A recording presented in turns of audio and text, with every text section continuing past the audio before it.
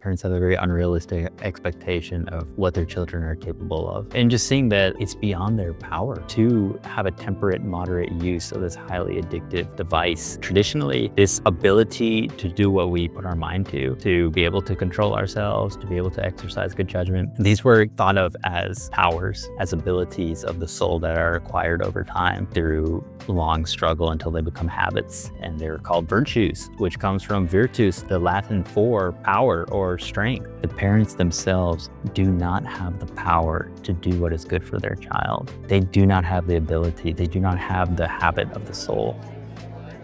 You must be some kind of therapist? Today, I'm welcoming back to the podcast Dr. Johann D'Souza. He's a clinical psychologist specializing in obsessive-compulsive disorder. He works with children, adolescents, and adults. He's previously appeared on this podcast on episode 94, which was called Conquering OCD and Behavioral Addiction, The Power of Mindset with Dr. Johann D'Souza. He also appeared on episode 169, in which he generously allowed me to borrow the episode of his podcast, Virtuous Leaders, which featured me as a guest. Today, we're going to talk about a very timely topic that's on a lot of people's minds, which is smartphone addiction in teenagers. Johann, so great to have you back. Welcome.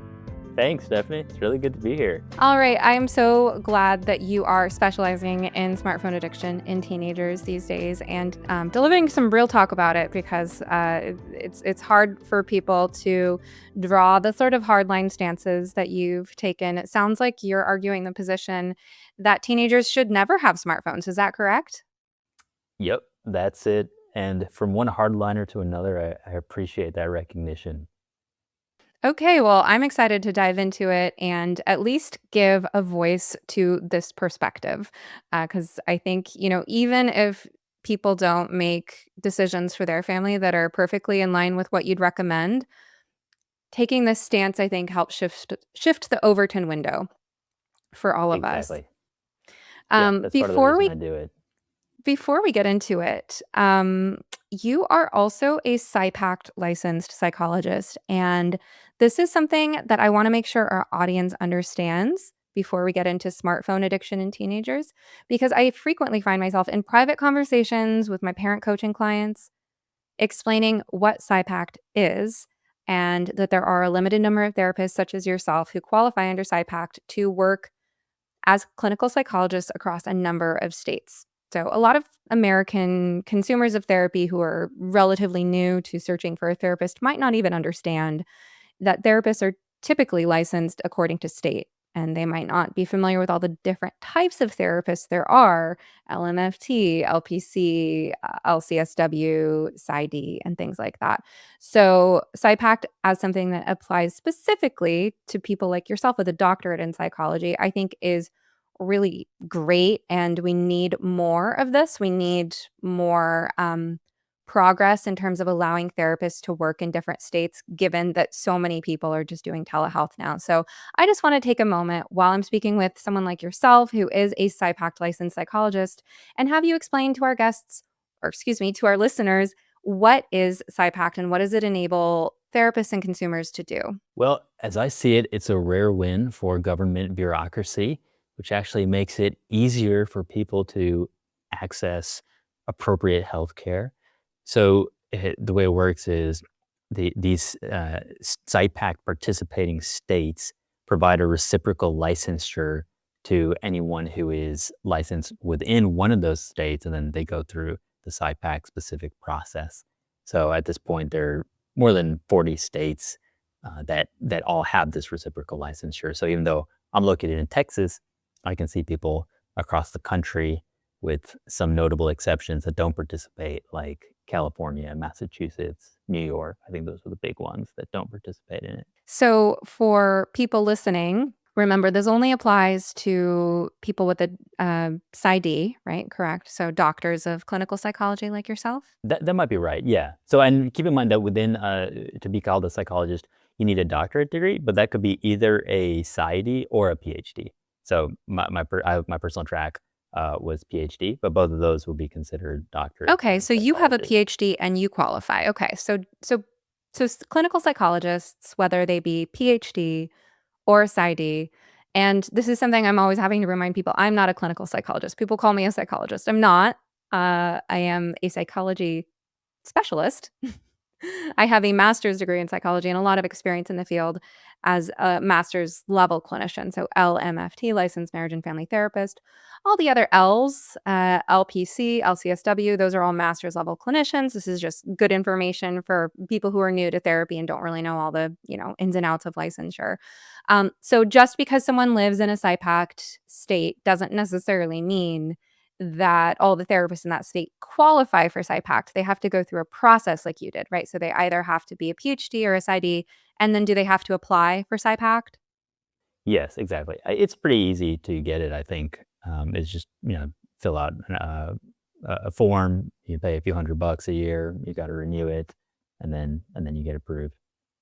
Well, that's a pretty major shift because outside of PsyPact, if a therapist of any kind did want to get licensed in multiple states, they would actually have to independently maintain their license with every single state, right? And with 50 states in the country, that's untenable. And in terms of the fee, the application, all the logistics and the ins and outs. So to have just one place that you go to renew your license at that level is, I think, a huge win and should reduce barriers to therapy for a lot of people. And so especially when I'm helping my clients find someone they can trust for their kid, we're looking for people like you, right? Someone who can work across a variety of states.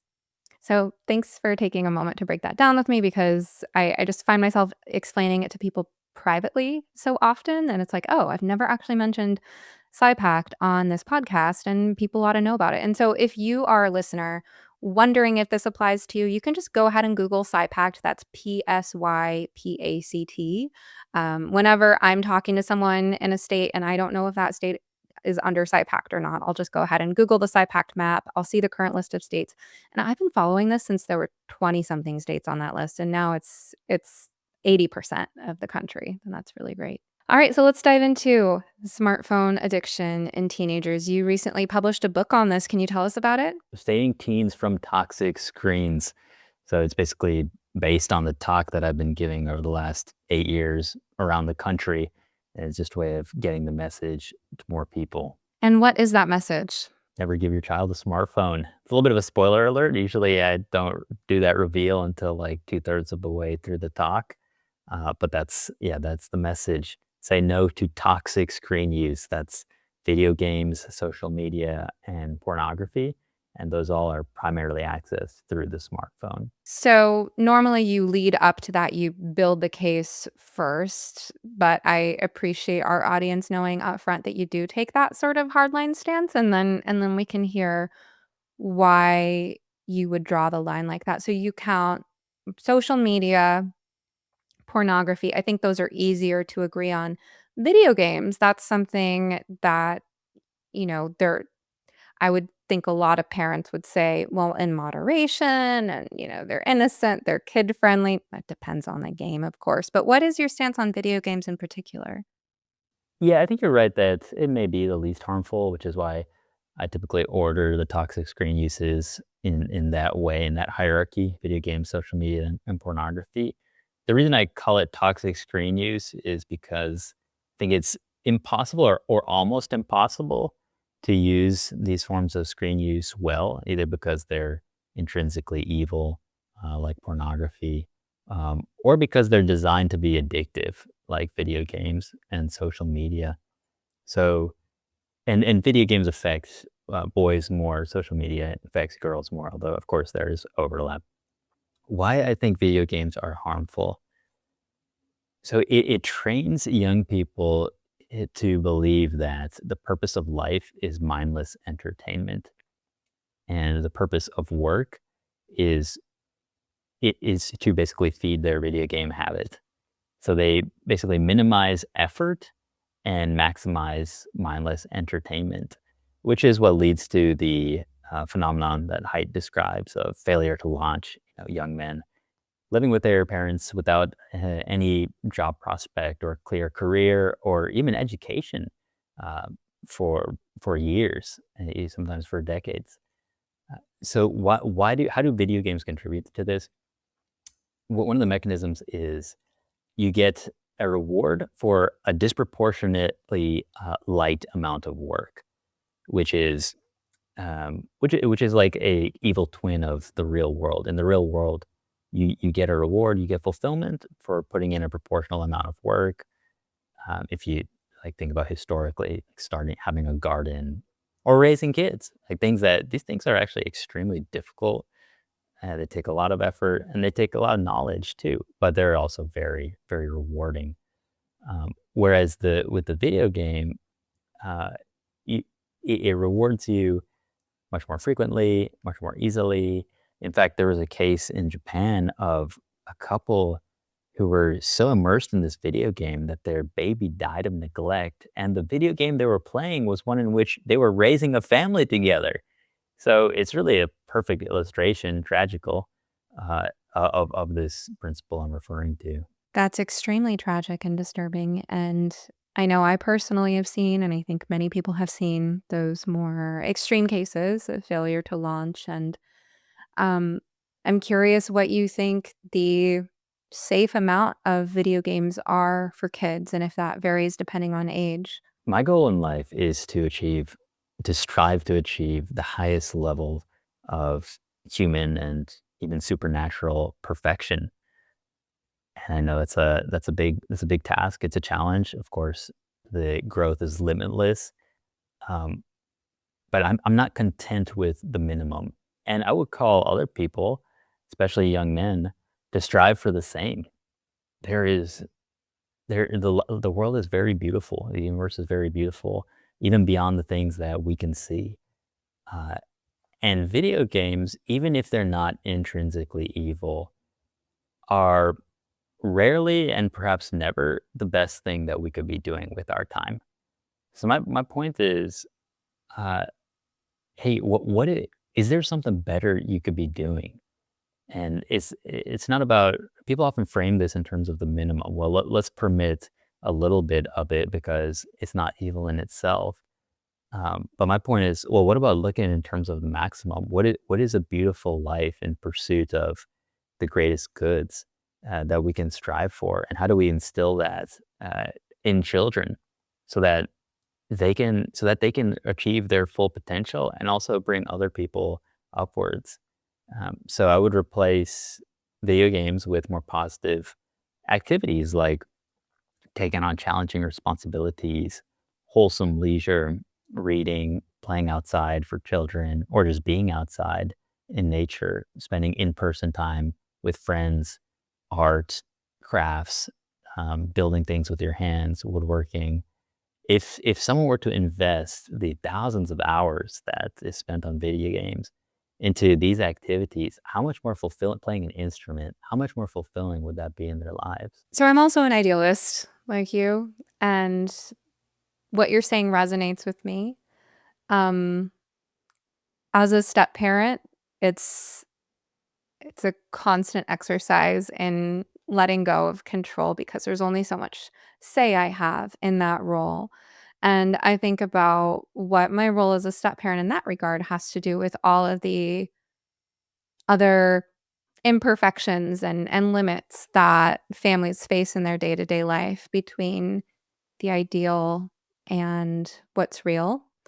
So I'm curious in your own family or in your client work, what you've seen in terms of people sort of recognizing what you're saying about is that time well spent, or can we get fulfillment out of other sources? And what happens to our brain shifting back and forth between those states, right? So if video games produce a certain type of enjoyment and that's always gonna be what the kid gravitates to if left to their own devices, right? So, setting limits so that kids have to go back and forth between getting one source of fulfillment versus that sort of dopamine detox, getting it the slower way.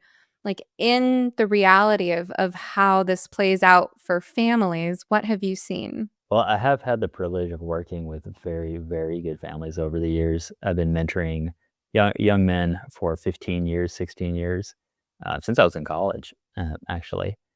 So I've seen the culture change, and I've seen many very effective families. Um, so just to give you a few perspectives, so there's the one approach of kind of like naively optimistic, I would say, of okay, we'll give them the video games, but they're only gonna play it on weekends, and it's only gonna be an hour a day or 2 hours a day, or only after their schoolwork is done. What parents don't realize at the time, which they quickly come to realize, is no amount of video games is enough. The child won't say after an hour, "Okay, I got my hourly quota, now I'm done. Now let me go and read a book and play outside." They want more. I mean, that's what these things are designed to do because it's like, effortless reward. Um, the soul desires to explore and to know, and the body desires to rest, and toxic screen use like video games allows us to accomplish both of those goals simultaneously. So then the children just it turns into an argument, right? It turns into this constant negotiation, um, and no, and in the end, no one's happy with it. So on the other hand, I've seen parents with a lot of conviction, a lot of foresight, a lot of intentionality, and they make the decision that, yeah, we're just not a video game family. We're never gonna have video games. For the most part, that's how I grew up as well. So I kinda understand it from the child's perspective as well. And on the other hand, they, uh, they also provide a very healthy environment of, letting the children experience unsupervised free play. So it is helpful to not just have a negative goal of we're just not going to expose them to harmful things. It's helpful to also have, positive activities to compensate it with, and especially for children, one of the most important is unsupervised free play. Uh, because the irony is that children are in this digital world which contains so many harms, as you know, but on the other hand, they're being uh, they're being overly protected from real world interactions in which the character growth, the personal growth would really take place and which would prepare them for the real world and is what used to be called a childhood. I mean, now we have to call it unsupervised free play. It used to be that's just how what kids did and what a beautiful life that is. So I have, and then what I've been able to see over 15 years is seeing these children grow up and seeing how well adjusted they are, how confident they are, how independent they are, how interesting they are. Like even at a young age, even at 16, 17, 18 years old, I can see them as a peer. Like I could be friends with this person. I can have a deep conversation with this person. We can talk about books. We can talk about deep ideas.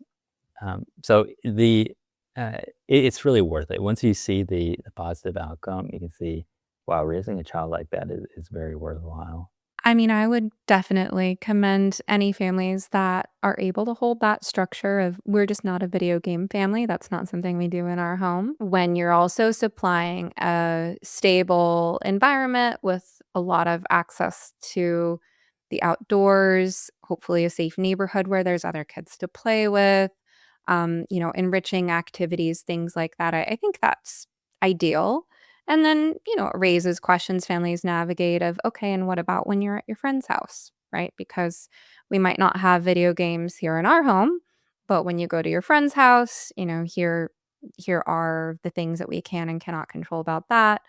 So I think there are a lot of sort of practical questions to sort out on a case by case basis there, but I like the ideal that you're setting just in terms of recognizing how valuable every moment of a childhood and an adolescence is, and that all the time spent getting that feeling of fulfillment that doesn't have any implications outside of the context of video games could be spent developing things that, in my course, I talk about the importance of identity being based in competence and confidence. And I share your perceptions, right? That when we see these young people who are being active, outdoorsy, creative, using their minds and their hands and their bodies, that they're creating such enriching experiences and the building blocks of identity. And I definitely see that connection as well that you're pointing out about um, the role that video games can play with failure to launch for some of these young men. I also know what you're saying when you say that no amount of video games is enough for the kid. And I think for families who are going to allow video games in their homes, that it's important that we discuss how to keep those parameters, right? Because you talked about the power struggle, the kid pushing for more time on the video game rather than just accepting their limit. And I think it's important that families be able to navigate those moments. So I'm curious, what advice would you give? Let's say a family said, no, we're not going to take away video games completely, Dr. D'Souza, but we are going to set a limit, right? And our limit is half an hour on weekdays only after you finished your homework and, up to 2 hours total over the weekend. Let's say the family sets that limit for their son. And let's say that they then come back to you and say he complains, right? So when he reaches his limit, he gets moody, he tries to argue. What advice would you give them about reinforcing that boundary effectively under those circumstances? One way to frame it is to recognize that, if you are this resistant and complaining about these rules that we set, then maybe this activity is not healthy for you. Uh, so maybe it's actually better. Maybe you are too attached to it. So maybe we need to talk about reducing the time further, or just take a break from it, because you're too attached to it. So I think the mistake that parents make is they kind of engaging the child too much in a way that's ineffective. So adults are much more, they tend to jump to like logical explanations, whereas when you have someone who's driven by emotions, the logical explanation is not going to be effective. And then adults end up getting frustrated. Like, "Oh, I've explained this to you before." Well, you kinda you're missing the point. This is not about an explanation. It's about working with resistance and working with someone who's highly motivated by emotions and who's just providing rationalizations for unhealthy behavior. And they're going to say and do whatever they can that they to get the effect that they want. Uh So, and of course, like a very, very important parenting principle, consistency in following through on one's word, because this situation is not just about video games. If the parents don't follow through on what they said, then that generalizes to every area of discipline. All of a sudden, the parent's authority is weakened, and that's going to matter when we're talking about anything else, drugs or staying out at night or doing your homework or anything. So in some way, it's better not even to set an expectation than to set an expectation that you're not going to enforce. Um, but the main message I actually give to parents, I kind of have four takeaways from the talk, and the first one, probably the most important one, is just embrace your parental authority. That you are the parent, you have authority over your child. That authority is in nature. It doesn't come from government or society or even religion. It's in nature. It comes from God ultimately. Uh, and no one else can take that authority. No one else can uh, replace you in that, although they can assist you in it. Um, and for some reason, there is just a there is this absence of parental authority, which is so prevalent that you almost wonder if there was an intentional um, if there's an intentional fight against parental authority.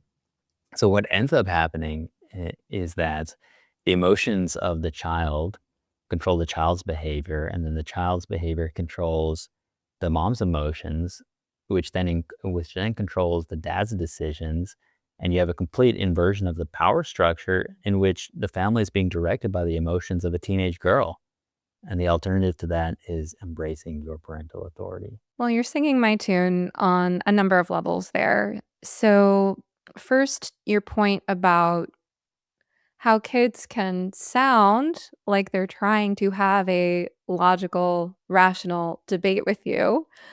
But I am constantly warning parents, do not be fooled by that. It's exactly what you said. It's that there's an emotion first, and that emotion drives their motivation and how they want to see things and how they want you to see things. And then they're using the tools at their disposal, which is their budding capacity for reasoning and their broadening vocabulary. They're using those tools in a very emotionally driven way to try to get what they want, right? It's your job to, for one, predict that, because nothing should be surprising to a parent of a kid of any age that they want what they want, right? And some of what they want is okay within limits.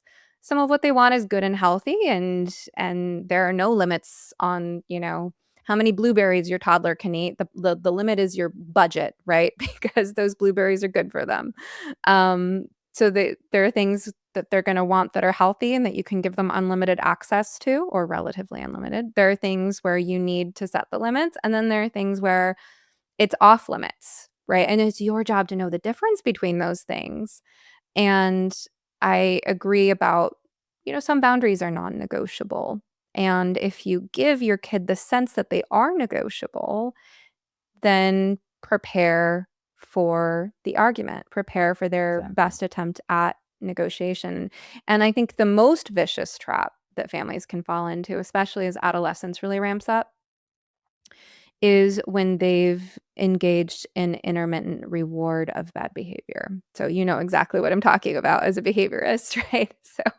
So let's break this down for our audience, and I'm curious for your commentary on it. So for the audience to understand what I'm talking about, we're talking about slot machine syndrome here. We're talking about how the most reinforcing type of reward there is the one that comes at random intervals. I pull the slot machine handle, and I may or may not get a reward. And so it keeps me guessing and trying, and ooh, what's the algorithm? And maybe I can get it next time. And if you, as a parent, occasionally cave under pressure when your kid does a behavior that you'd rather discourage, a behavior such as screaming, crying, throwing a fit, breaking things, threatening you, calling you names, any unwanted behavior, if it ever works to get them what they want, congratulations, you've just reinforced the behavior. You've just taught them that even if it's one out of 100 times, this might be that lucky time that it actually works. And if your kid ever gets physically aggressive, threatens violence against themselves or you've entered a whole new danger zone. And this is why in my course, I teach about why intermittent reinforcement is so powerful and how parents need to prepare for extinction bursts, which is the other side of it. So when you stop reinforcing the behavior, when you've decided we're going to set boundaries and this unwanted behavior is no longer going to succeed in getting the kid what they want, now you have to prepare for an extinction burst, which is they're going to ramp up even more because they're like pressing the lever, pressing the lever, pressing the lever. When am I going to get what I want? So I'm always having this conversation with parents, especially ones who have occasionally broken down under pressure, ones who have been manipulated or coerced into dropping their boundaries by things like, threats of violence. And that's when we're really in the danger zone. I just wanted to give you that piece to respond to as well, because I know you've seen this as too. Yeah, that's very well said, Stephanie. I don't know that I have anything to add to it. You explained it very well. It's to your point about how, the kid's going to try to get what they want. And they're not wrong for trying, right? It's the parent's job to reinforce what's allowed and what's not allowed. And so the thing I always, especially the parents who have more the bleeding heart, the thing I have to remind them is that having boundaries with your kid is kind. It's the kindest thing that you can do for them. And so one analogy that I use is the toddler at the candy bin. Because if you don't want your toddler to have unlimited candy, then the candy bin needs to be out of reach. If you put the candy bin in the lowest cabinet in your kitchen without a lock on it, then you can't really blame your toddler for going for the candy and eating all of it whenever they want because they're just a toddler. So I say to parents, your adolescent with their smartphone is a toddler with a candy bin. And what I've seen are these power struggles where the parents are communicating in some way or another, often quite passive aggressive, their dissatisfaction with their kid for being a smartphone addict. And that's actually so unkind to the kid. It's like, okay, you gave them the phone at what, 13? You made the mistake of not setting limits from the start. So the advice I give, see, I don't have the same exact hard lines that you do, but the advice I give is do not give your child a device with the expectation of privacy or the expectation of lack of limits. When you give the device in the first place, give it with the expectation there's no privacy here and I set the limits. And here are your limits to start, and those could be changed at any time depending on how you're responding to this. Um, if on the other hand, if you don't do that, if you give a device with an expectation of privacy or an expectation of unlimited access, then you're preparing yourself for more of a power struggle when you need to take that away and they're upset with you. But in the absence of that boundary, what you have is a toddler candy bin dynamic where the kid is spending all their time on their phone. They're using their phone in ways that you don't like. They're hunched over the screen. They're rude. They're snappy. They're not spending time with family. They're, finding their way into some content that you are worried about, understandably. And you, as a parent, are potentially communicating your displeasure in a passive aggressive way. And I've had parents come to me saying, I call my kid a smartphone addict. And I'm going, it's your fault. You gave it to them, right? Take some responsibility. This is why I teach in the course, I teach tools like strategic apologizing. I teach the parents, okay, you need to own this mistake, right? We apologize. We gave you this. We should never have given it to you in the first place. We now see the error in our ways and we have to take away something we should have never given in the first place. We understand that taking it away feels like a loss, and you're allowed to have your feelings about that, but here's our reason for doing so. You explained that very well. I think that's absolutely right. Parents have a very unrealistic expectation of what their children are capable of. And just seeing that, look, it's beyond their power to have a temperate, moderate use of this highly addictive device. Traditionally, this ability to do what we want to do what we put our mind to be able to control ourselves, to be able to exercise good judgment. These were thought of as powers, as abilities of the soul that are acquired over time through long struggle until they become habits. And they're called virtues, which comes from virtus, the Latin for power or strength. So it's important there's a lot of wisdom behind that way of understanding human nature, that if someone doesn't have that habit, if they don't have that virtue, they are incapable of doing what is good for them. Now, I'm going to kind of like take this a step further, a meta application of this, which is you rightly point out to the parents that they introduced this. What I've come to realize through speaking to parents for 8 years on this topic is the parents themselves do not have the power to do what is good for their child. They do not have the ability. They do not have the habit of the soul, because unfortunately, many adults are just children in adult bodies.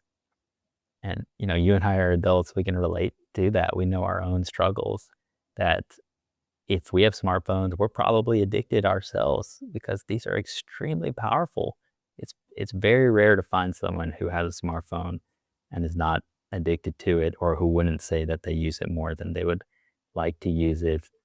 So what I've seen in my clinical practice, in my mentoring,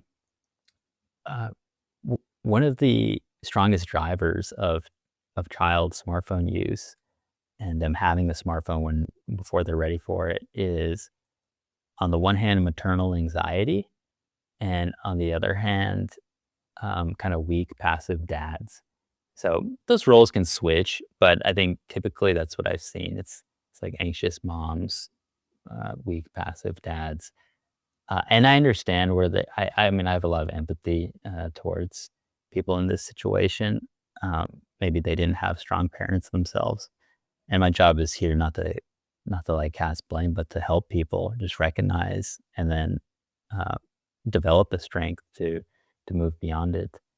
But I think the first step is recognizing what the actual challenge is. How do you see that the combination of an anxious mom and a passive dad contributes to this dynamic? Can you break down sort of the mechanics of that family pattern for us?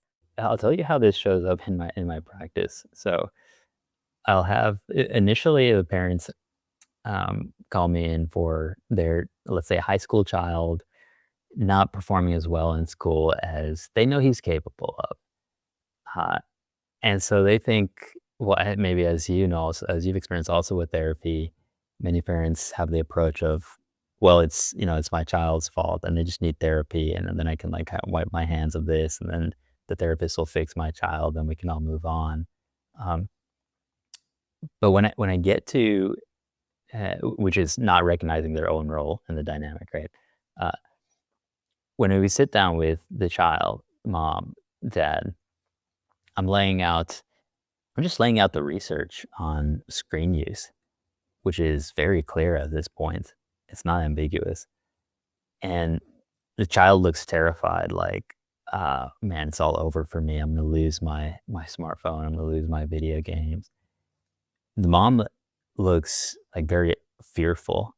In fact, often, like, well, at least half the time, she starts tearing up. Uh, and then the dad is nodding along, agreeing with me with conviction. Like, yeah, I told you we shouldn't have gotten those video games.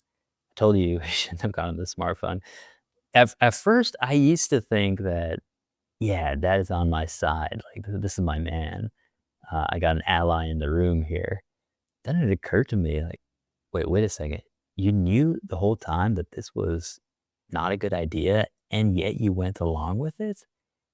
You're the head of the family. You're the authority. Like, if you're not the protector of your family, then who is?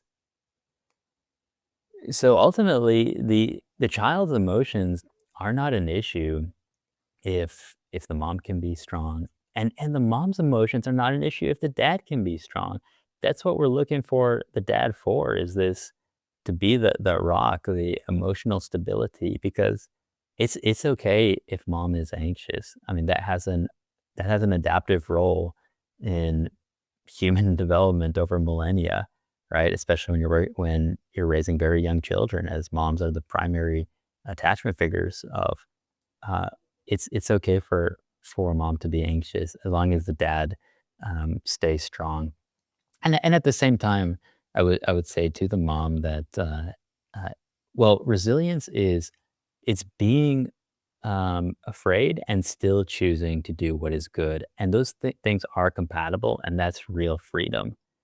It's very liberating when you realize, regardless of how I feel, I can do what is good, and that is the gift of free will that we have been given, that animals don't have, who just necessarily respond according to their emotions. We can transcend that.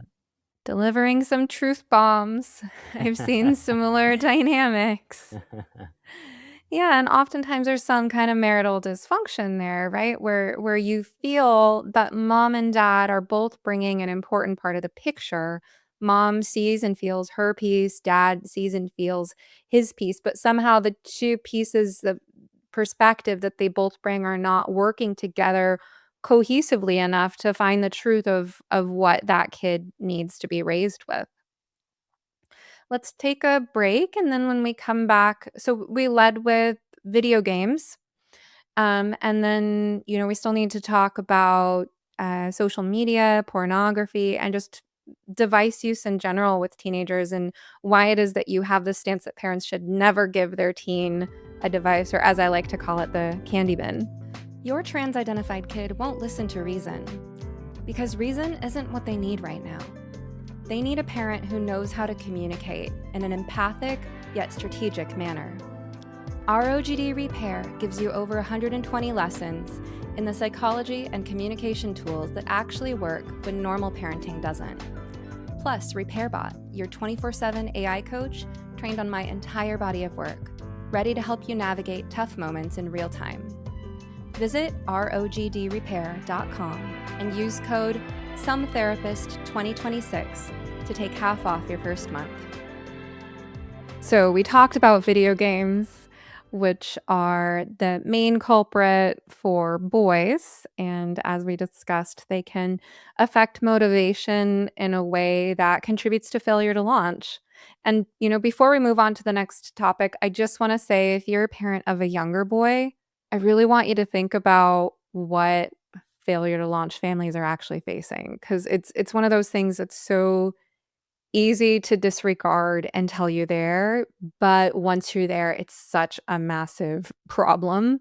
I don't mean to fearmonger, I just mean to really visualize the different possible outcomes for your son and think about what you could do to facilitate any given trajectory or to, steer him off of a trajectory that he might be at risk for, because real life is hard, right? And if you give away something that feels better than real life, then you're gonna give a kid a path where he never learns to face real life. So, just something I wanted to say because I've met families years down that path who really wish that they'd done things differently at an earlier age.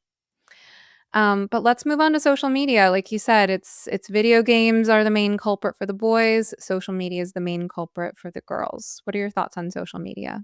It's probably the worst time to get social media is in the teenage years for a girl when identity is forming, when we know that girls are so susceptible to judgment by others and peer pressure and social evaluation. In fact, your specialty, which I really respect and admire you for, rapid onset gender dysphoria, this is particularly, almost exclusively a problem for teenage girls, right? Which is such a, uh, because precisely of the social contagion effect, one person in a friend group endorses an eating disorder or gender dysphoria, and then all of a sudden the other girls in that friend group also endorse it. Uh, so, and it's very particular to that population. Now imagine um, you're a girl who's spending 36 hours a week on social media, which is the average amount of social media that a teenage girl in the US uses. I'm sorry, 36 hours a week is the average amount of hours a teenage girl in America spends on social media? Yeah, yeah. So it's like Ooh. about half of girls spend that much time, and then half of half of girls say that they're on it almost constantly. And so Well, on the internet almost what are we constantly. on the internet? Yeah, I mean 36 hours. But 36 hours is just for social media, yeah. Oh my goodness. And so what all are we counting as social media? Would we count YouTube? No, I don't believe so. I don't know how this study defined it, but, I mean, I definitely wouldn't count YouTube even Okay. though there's a social element to it. Okay. Wow. That's a full-time job. Exactly. Yeah, I mean, yeah. talk about the time you could be spending on other things. Like, what could you do with 36 hours a week? Okay, please tell us more. Yeah, that's exactly how I pitch it. It's a full yeah, the average American girl has a full-time job on social media, curating her own image, right? And then looking at these highly curated images and lifestyles of other people. You can't even say her peers because in many cases they don't even know who these other people are. Uh, so they're being the image of themselves and of what a teenage life should look like is being determined by something that's highly artificial and superficial, like literally superficial. Like superficial comes from the Latin superfacie, on the face. Like it's just skin deep. That's all they're seeing. All you're seeing is the person's image. Uh, you're missing the most important aspects of them. So it turns out that social media is actually antisocial. That there's a bidirectional relationship between social media use and loneliness. That the more social media you use, the lonelier you feel. So that was a study in the Association for Psychological Sciences. And then, of course, the lonelier you feel, the more social media you use. So it's a classic vicious cycle. Subtraction soup. Do you ever read The Phantom Tollbooth when you were a kid? Oh, no, but I think I feel like I should go back and read it. I can't remember how old I was when I read The Phantom Tollbooth, but there's this thing called subtraction soup, and the more you eat, the hungrier you get. Exactly. That is such a good image. So, on the one hand, even when the content is in itself innocuous, uh, it is still damaging to the child's development because it's very superficial. But on the other hand, much of the content is not neutral, as you know. Much of the content is actually like it, leading people to depression and suicide. Sometimes even like basically guiding people to suicide, or guiding people directly and indirectly to gender dysphoria because of what's available in the content, which tends to be more extreme, right? That the more extreme content is what gets the clicks. And I did wanna just put a little asterisk on what you said about how ROGD is mostly girls.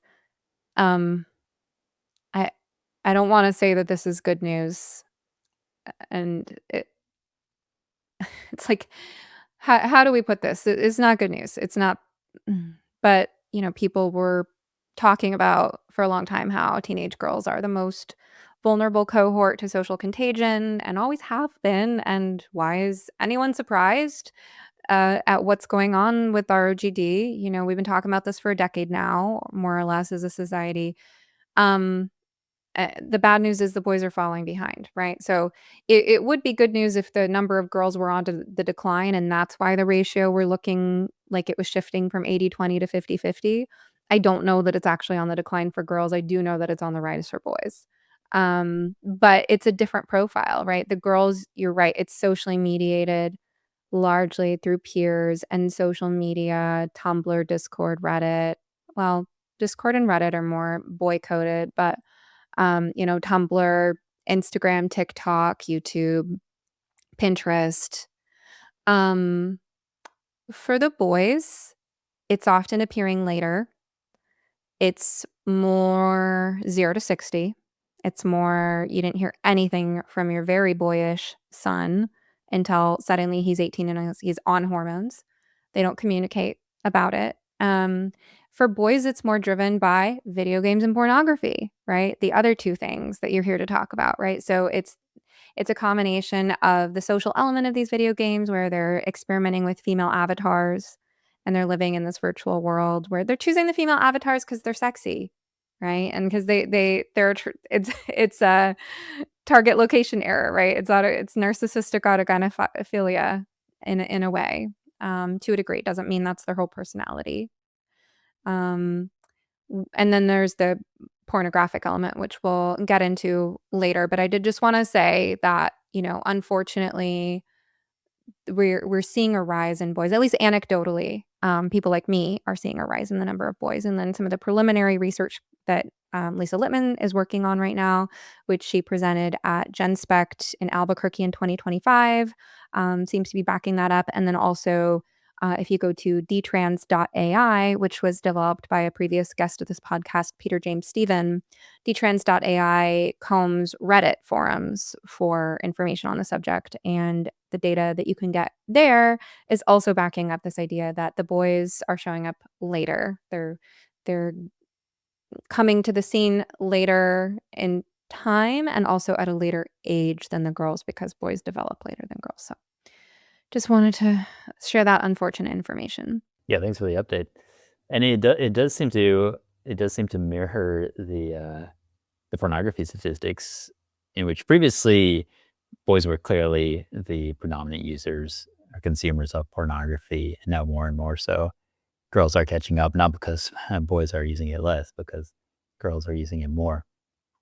So just to give you a sense of the scope, one pornography website, I think it is the biggest one, it reported 46 billion users in 1 year.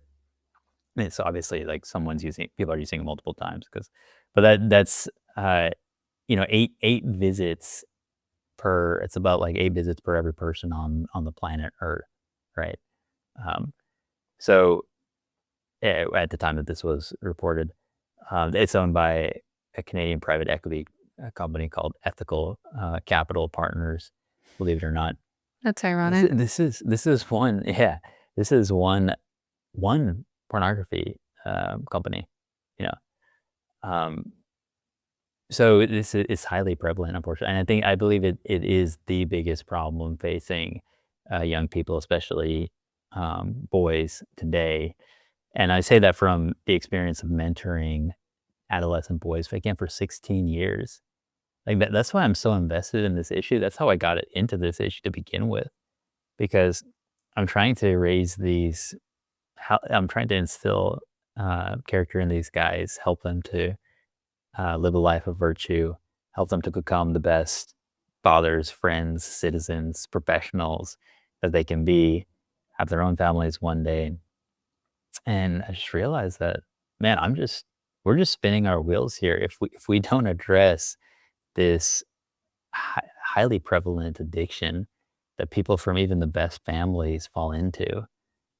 Families that are intact, that have family dinner every day, that go to church every week, uh, the very strong values, and in fact, the boy himself has very strong values, and he even knows that pornography is wrong, and it's even against his, ethical code in his religion, and which he acknowledges, and he wants to stop, but he can't stop.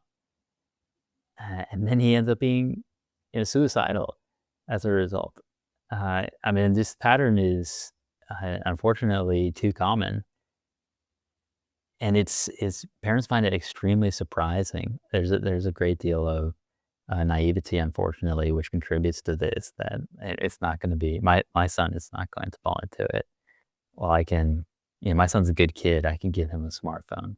Well, he was a good kid. But, once that smartphone enters his hands, it's only a matter of time.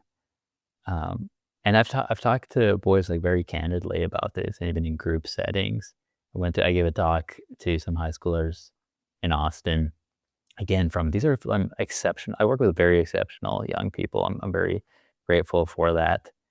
Uh, and I asked them, like, "Well, how many of your friends do you think are addicted to pornography?"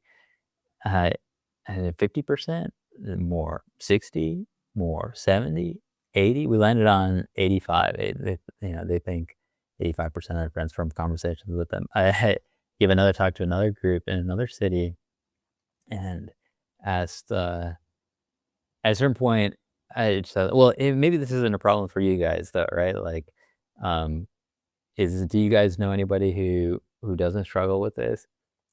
And they know each other very well. They all just, pointed to one guy that in this whole friend group of, like, very again, very good young men, like, only one of them doesn't struggle with this, right? So it's very common, and unfortunately, the consequences last for, in many cases, decades. Uh, so it becomes intergenerational where the young person could have been exposed actually through, someone in an older generation, but then as a result, now they're addicted, and then they may inadvertently hand it on to someone, below them. So this is where I say, look, prevention is so much more effective. It's so much easier. Uh, you can't protect your child from everything, but at least you don't have to be the one who's directly responsible for giving them that device that got them hooked. I talk to parents who think that there is a personality trait or any other fact about their son that's going to render him immune or less likely to fall into this rabbit hole. And I want to pick those myths apart. I think you've started to, right? You've painted the picture of the conscientious, the good kid, right? Some parents seem to think that their son who's more sensitive, who wouldn't harm a fly, that personality trait makes him immune. And I see the smile creeping on your face, the knowing smile. It's Tell us almost what the goes through your opposite. tell us Well, more. let me tell you, uh, this is a very dark story, unfortunately. So I recently attended the ARC conference in London, and I was contacted by uh, the head of a school in Uganda. And I spoke with this lady, and she went on for 10 minutes telling me about all the destruction that technology is doing to the students in her school. And she gave the example of a boy, just the profile you described, shy, doesn't talk to a lot of people, you don't really know what's going on inside of him, but he's very nice, he's very kind. And his academic performance was declining, he seemed sadder than usual. Uh, she eventually discovered that he was on an app that connects young boys with older women, for sexual purposes, right? And I know that's very dark, and that's why I don't like talking about it. I don't even like thinking about it, frankly. But that's part of the reason why this evil proliferates so much is because so many people are ignorant. So I'd say, look, parents, like it's time to wake up. This is a seriously dark issue that the world has not faced, and you can protect your child from it. At least you can do your part. Let's get into why it's almost the opposite, right? Because I think that if I can try to represent the cognitive error that parents are making, I mean, partly it comes from emotion, right? Wishful thinking that not my son, not my sweet kid, right? He would never do that. So partly it's the parents' own biases affecting their thinking, but also as they're thinking this through, would my son be vulnerable to that? The answer is, of course, yes, because he's a boy and it's one of the most addictive things on the planet for specifically young men, right? Um, but let's think through why you say it's almost the opposite for the sweet, shy, sensitive, conscientious kid. What would you tell a parent about that? So, on a philosophical level, um, I think we can look at persons as being designed for relationship, and the deepest drive we have, the deepest desire of our heart is intimacy with other persons. Whether that's and it's a variety of relation. It could be friendship, could be parent-child, it could be spousal. So it doesn't have to be sexual, but that is one manifestation, which is in the proper context very healthy. It can be the relationship between someone and God. But in the end, like that is the deepest desire, is this intimacy. And uh, quiet people, more sensitive, they actually may even experience this desire more deeply, but at the same time, they're not able to satisfy it uh, because at that age, very confused. It's scary to talk to girls in person. So this is a shortcut to getting it, and there's an ancient adage that the corruption of the best is the worst. If you have someone who's extremely bright and they turn their powers to evil, they're going to be more effective than if they were not as intelligent. The reason that pornography is so harmful is because it's based on a very, very high good, which is that intimacy of persons, revealing uh, the depth of a person, but it perverts it in that it's actually not a real relationship. It doesn't require commitment and responsibility, which is the proper context for sexual relations. Um, so the person is getting the attractive aspects without any of the demand that would be required in nature, um, which is why uh, quiet people are more susceptible to it. I don't wanna make it seem like, hey, if you see a quiet person, like, you should be suspect them, but, anyways.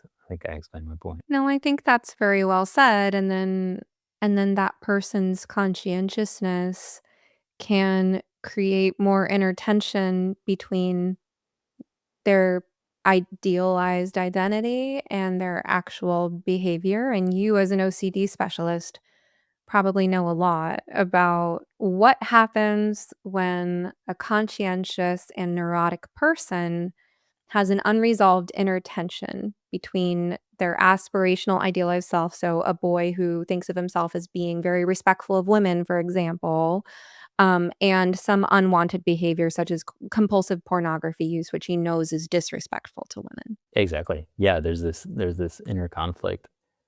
Um, so and it can lead people, again, and people I've worked with in the past, that eventually they become suicidal because of this, like, dissonance between the two parts of themselves, that they just want it to end, but they don't know how, and they feel like they've tried everything. In fact, usually people have not actually tried very much, but part of the consequence of an addiction is it it's like a catch-22. It makes us less creative in problem solving the way out of the addiction. Because the addiction is always there to numb the pain of the cognitive dissonance or the emotional struggle. Yeah, and people confuse like suffering for effort. They think that, well, I've suffered so much because of this struggle, but they haven't actually put intelligent effort into it. That's such a good point, and it's reminding me of things I've heard parents tell me that their kids have said. Like, for example, parents have told me that their daughter has said, "I tried being a girl." It's like, okay, well, what does that mean? You tried being a girl, right? Coming from a biological realist standpoint, you've never not been a girl. You don't have to try to be a girl, but this is what I do in my practice, right? I help parents unpack when your daughter says, "I've tried being a girl." What does she mean? Does she mean she tried fitting in with the other girls? Does she mean she tried dressing a certain way and looking in the mirror and telling herself she looked pretty and she never got around to the feeling pretty part? Does she mean she tried convincing herself it would be possible to adopt the mannerisms of the girls with more feminine behaviors than herself, and she just kept deciding that she fell short and she'd never make it there? I mean, what does it mean when your daughter says, "I've tried being a girl," right? And essentially the rest of that sentence is something along the lines of, "And it didn't work for me, and I just couldn't do it, and it's not right for me," right? "I tried being a girl." Usually when we unpack these kinds of statements, and I've heard lots of different variations on them from boys and girls alike through their parents, I think you just nailed it, right? There's a difference between suffering and effort. What that girl's really saying is, I've suffered a lot over my fixation on gender identity. Therefore, I believe that I've made an effort in the way that my parent tells me I should have been making an effort. And I've come up short, and therefore my premature conclusion is right. My conclusion that I'm not meant to be a girl, that I'm meant to be a boy, that all of this was, God got it wrong or something like that. Yeah, well said. Yeah, maybe you could look at it as the difference between like passive uh, passively engaging the challenge versus actively engaging it. That they've kind of, it's like an external locus of control. The challenge has been imposed on them rather than internally taking the responsibility of, well, okay, how am I going to navigate this? Are you a therapist in need of continuing education that's not over the top woke? Check out my colleague Lisa Mustard's pod courses. All of her pod courses are approved by the National Board for Certified Counselors. Right now, Lisa is offering my listeners an incredible deal. Get all 27 pod courses for only $44. That could meet almost all of your continuing education needs for the year. Visit lisamustard.com/podcourses and use code SOMETherapist to take $5 off of her $49 pod course bundle. Again, use code SOMETherapist at lisamustard.com/podcourses. I'll include that link and coupon in the show notes for your convenience. All right, now back to the show. So we talked a little bit about all three, about video games, social media, and pornography. And tell us about your ultimate stance on what parents. So if you had the opportunity to advise a family listening right now, and let's say they have kids ages 6, 8, and 10, and nobody has a smartphone or a personal device or let's say there's a shared iPad. It's the family iPad. It's the same thing dad uses to pull up recipes in the kitchen, and they occasionally hand it over to the kids to play, a game or YouTube or something, right? Let's say that's where this family is at with regard to devices. They've never given any of their kids a personal device. What advice would you give that family today about how to plan for the years ahead? Yeah, first of all, if that's the limit of your devices, I congratulate you because you're better than most. And at the same time, just to be aware of the dangers. That I mean, an iPad is basically a smartphone that you can't put in your pocket, so it is better than a smartphone in that regard. But it's functionally it's like almost identical. You can't make calls with an iPad, but most children aren't making calls with their smartphone either. It's like ironically, like the one feature that's not used is the phone feature, which would actually be probably one of the healthier features that are being used. Uh, and the internet is like a bad neighborhood that if you're in it long enough, you're going to be exposed to something that's you shouldn't be. I mean, I worked with a young man who dropped out of college because of a pornography addiction, which started because of a Kindle that had been lying around. Like it was, Kindle. I didn't even know yeah. Kindles could do that. Well, it was literary pornography. It wasn't even videos and pictures. The stuff that girls typically fall into. I suppose so. Yeah. So yeah. Uh, so if an e-reader can do that, then I mean certainly an iPad can do much worse than that. Um, and also, I mean, children are very clever. They're smarter. I mean, they just have higher computational power than adults. They have more neuronal connections, right? So they're going to be exploring it and uh, be able to access harmful content. So, anyways, just the kind of an aside on the iPad issue. But yeah, I would just advocate for, hey, let's choose real life. Let's choose to give your child the gift that you can only give once in their entire lives, which is the gift of a real childhood.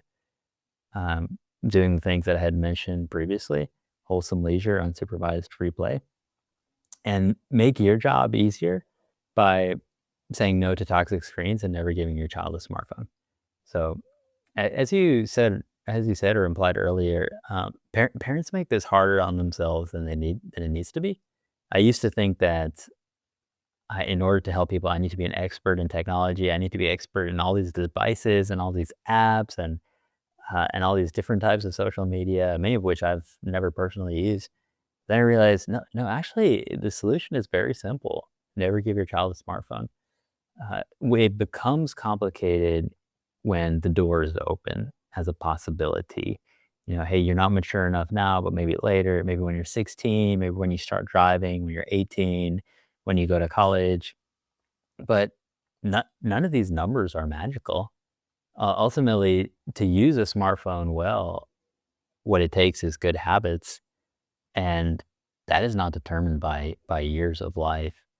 Uh, that's determined by well, hey, does your child plan his own schedule? Does he have order in his backpack, locker, room? Does he wake himself up on time? Does he go to bed at a reasonable hour?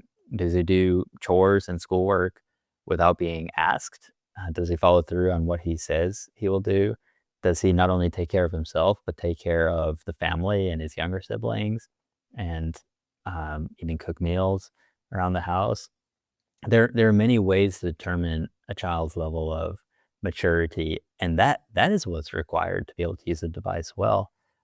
Again, if most adults are not capable of using a device well, how is a child, even an 18-year-old, like 18 is a magic number in our society. Parents often think like, okay, well, I have to give it to them when they're 18, but college students are notorious for making extremely bad decisions and spending their much of their time um, under the influence of drugs and alcohol, sleeping in, and neglecting their responsibilities, which are putting them into $100,000 of debt over the next 4 years. Is that really the age to entrust someone with a highly addictive device that's only gonna make their college life, their college duties, I should say, responsibilities more difficult to carry out? And I think not. Sometimes people ask me, "Well, what do you think is an appropriate age?" Well, again, it's not dependent on age, but if I were to pick an age, the number that comes to mind is 30 or 35. The brain. I mean, consider that the brain doesn't finish developing until 25 to 32 years old. And the last part to develop is the prefrontal cortex, the judgment center of the brain. So Well, at the this point, very thing. we're not talking about parents giving it to their kids then. We're Yeah, yeah, talking about a exactly. young Yeah, person yeah. earning it and paying for it themselves. If you're mature enough to use a smartphone well, you're mature enough to pay for it yourself. It's like there's this view that children have a right to smartphone. Like, how can I deprive my child of a smartphone when he's going off to college in the world? Well, yeah, it turns out that for all of human history until 15 years ago, no one had a smartphone, right? And now all of a sudden it's a necessity to stay alive. Uh, so anyways, it's kind of goes back to my theory that we live in a dystopia, which we can we can get more into. But for people to see that, look, it's not only is it not necessary, but that in fact there is a higher life out there, and I really hope people can experience it because right now we live in a new dark age, and unless people experience this personal liberation of interior peace and joy and the life of the mind and real personal relationships that are not mediated by a screen, then they will think that life requires a smartphone. I think the principle you can have X, fill in the blank, when you can pay for it yourself actually works for a lot of things because, starting at, I think, 16 in a lot of states, maybe earlier in some places, kids, if they want, can go out and get a job or they can, I mean, these days anyone can start a business online. And so if let's say there is a family desktop computer, it lives in the living room, there's no privacy on that computer, everyone can see what you're doing, it's shared. Um, I think in that family, there's nothing necessarily stopping a kid from teaching themselves the skills to start an online business. And maybe the parents have some parameters around, no, you may not consider streaming on Twitch an online business, right? Which is like, it's scary how many young men like think that that's going to be their ticket in life. Like, people wanna watch me play video games online, that's how I'm going to live my life. But I mean, there's so much opportunity now for young people to I mean, there's nothing stopping your 12-year-old daughter from making bracelets that with your help, she posts on Etsy, right? And is anyone gonna buy them? Who knows? But, can she do it as a learning opportunity? Yes. Or can she go with your help to the local arts and crafts fair in the summer and put up a booth and learn from that experience? Yeah, like there's nothing stopping young people from experimenting with a lot of different ways of expressing their creativity. And America is a pretty good place. And this is a pretty good time, I think, with the latest technologies, given parental controls, given, no privacy. And I don't know if that's your position or if that's mine, but I'm just thinking like motivation to make money is is a good motivator for a lot of youth, especially if they have enough free time away from screens to want things that aren't screen related. And this is another thing about motivation and how it gets affected by excessive device use is, what does your kid want, right? If your kid had 100, 1,000, $10,000 right now, what would they spend it on? What I find when I'm talking to parents of trans-identified youth, a lot of them, their kids don't know what they would spend it on, aside from something like a double mastectomy, which they, casually call something like top surgery, right? And so it's that narrow focus, but it's like, okay, so what about travel? What about adventure? What about concert tickets? Or I don't know, trying hang gliding? I mean, there's a big world out there to explore, and I think that your teenager should probably want things in life that cost money, should have dreams of real experiences, real places to go or things to try that they would be excited to be able to spend money on. And if they don't, I'm curious why not, right? I'm curious if their motivational system has been completely hacked by video games, social media, pornography, and other addictive screen things.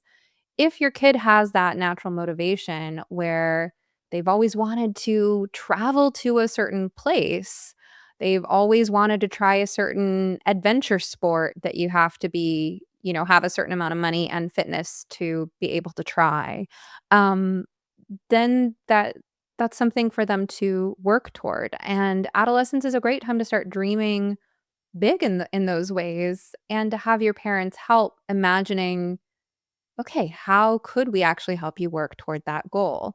And then that's a motivator to find ways of earning money, whether it's volunteering to wash your neighbor's car or mow their lawn or walk their dog or, lifeguarding at your local pool or whatever it might be. Exactly. It's very good for kids to be hungry in that sense, not have everything they need. Kind of analogously to that, if they also don't have the technology in their house, they'll be hungry for entertainment in other ways. That's when they'll start. If you have a bunch of books in your house and there's no technology, eventually they're going to get bored enough to pick up a book and start reading, go outside, uh, kick a soccer ball around, learn how to skateboard. And these are all things that I did as a kid because there was nothing else. I learned how to cook. I'm much better cook than How old most were guys. you when you started learning to cook? Probably like 10 years old or something like that. So, there was this was when Food Network like started becoming popular, and it's very easy. And now there's so many free resources.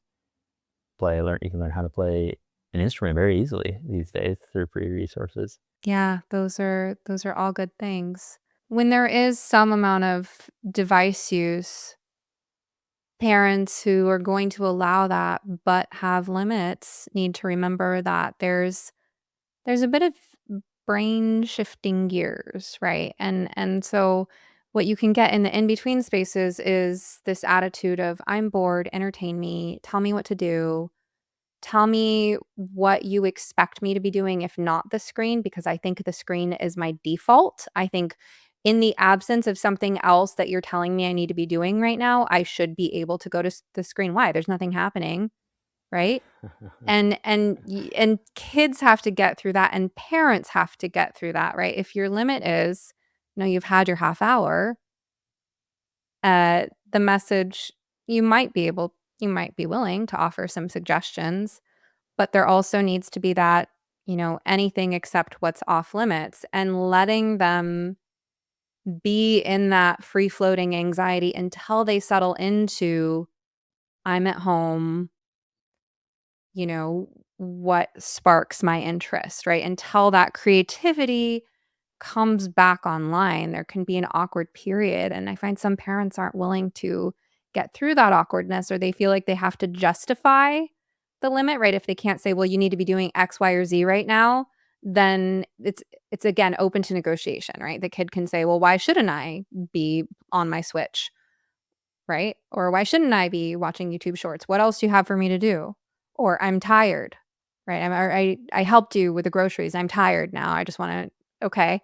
And they see us doing that, right? As adults, right? They see us taking a break, looking on our phone, even though half the time when we adults are doing it, it's like actually like taking care of things that need to be taken care of. But that doesn't necessarily mean that that's what they're seeing, right? They're not seeing us working, they're seeing us appearing distracted from being at home. So I think it's partly like you were saying earlier, it's a parental distress tolerance issue, a parental, willingness to sit through that free floating anxiety, hold that boundary, and let kids get to the other side where, again, the creativity needs to come back online. One of my favorite success stories, this was a high schooler I had mentored who made a big mistake and his parents took away all technology, his smartphone, everything, which is devastating for a child. And they homeschooled, and they took him out of school and homeschooled him. I mean, that if for most children, they think that their life is over at that point, right? No external contact, basically. I asked him several months later, like, "Hey, what was that experience like?" And he said, for the first couple months, anytime he didn't have anything to do, he would think, "I'm bored." Like, normally, if I don't have anything to do, I just take out my phone and start scrolling. Then after a couple months, something flipped, and when he didn't have anything to do, he would think to himself, "I'm just relaxing." That's the liberation of the mind that can take place once we free ourselves from distractions. Well said. Oh, I feel like we covered a lot of ground. Do you have any final thoughts, any last words of wisdom? Well, I really enjoyed speaking with you. It is hard so the 4 takeaways that I give to parents is embrace your parental authority, never give your child a smartphone, build up real life, and then find one friend in this battle because it is very hard to do this by yourself. And if if you don't give your child toxic screen use, they might and you don't give them a smartphone, they might be one of the only ones that they know like that. So it's helpful to find one friend to support you in this whose children can be friends with your children, so they're not alone. Um, so that's what I would say. I enjoy talking with you. I really uh, enjoy talking on this subject, and I've been doing so nationally now for the last couple of years. So if people have a community that would benefit from it, I'm happy to speak to them, because it is very inspiring to see parents make that decision and have that. It's like someone's given them permission to be the parent, and then hearing the success stories are very encouraging. That I got after your talk, I took away my daughter's smartphone, and she complained, she cried. It's very difficult at first, but a few weeks went by, a couple months went by. Now I feel like I have my daughter back. She's more engaging in family life. She's nicer to her siblings. She doesn't run away from the dinner table as soon as she's done eating. And and for me, that's worth it because I think there's few things in the universe more beautiful than a loving family. Well said. Oh, I did want to ask, what would you say is non-toxic screen use? Yeah, good question. I mean, we're using screens right now, right? I'm looking at this laptop. I suppose you have a laptop as well. Users who are listening to this are probably using a screen, almost certainly. Um, so screen use can be positive, it can be neutral, it can be negative, toxic. So I'm not against all forms of screen use. I don't even have a blanket ban on smartphones. Uh, I think for most people they do more harm than good. Probably most people would benefit from not having a smartphone. Um, but if you're running your own business, it's helpful. It's very convenient to have a smartphone. I have a smartphone, but I don't really I don't keep it on me, which is how I avoid being addicted to it. I check my messages like once or twice a day. Uh, so not all screen use is harmful. It can be very positive. It can be very helpful for our lives if we know how to use it. But again, the corruption of the best is the worst. If you have something that is so powerful and then don't have the ability to utilize it correctly, it can destroy us. And part of the reason why I advise parents to be so protective and circumspect about their child's use of these technologies is so that in the future, when they do have a lot of responsibility, can have the potential to use it well and use it for the good, and that will maximize their impact on Earth. But they can only do that if they've avoided being sucked into the addiction at a younger age. For families, I'm curious about some examples like a family movie night. right? Where it's like, okay, Friday, we're making popcorn, we're all snuggling together on the couch. We're like a shared experience that feels healthy. And one more thing is like, what would you say to the naturally techie kid?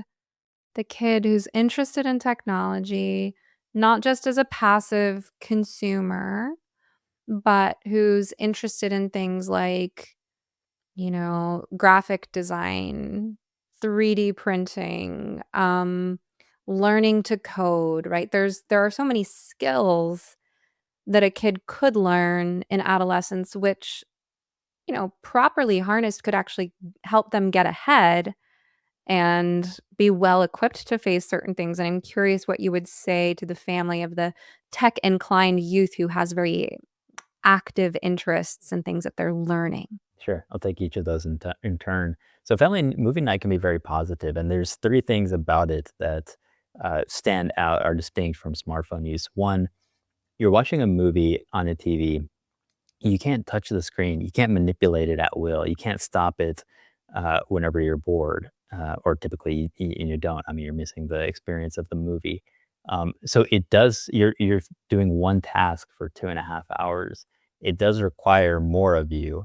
Of course, it's less than reading a book, for instance, but it's much more than a smartphone. Two, it's social, especially with your family. That's very positive.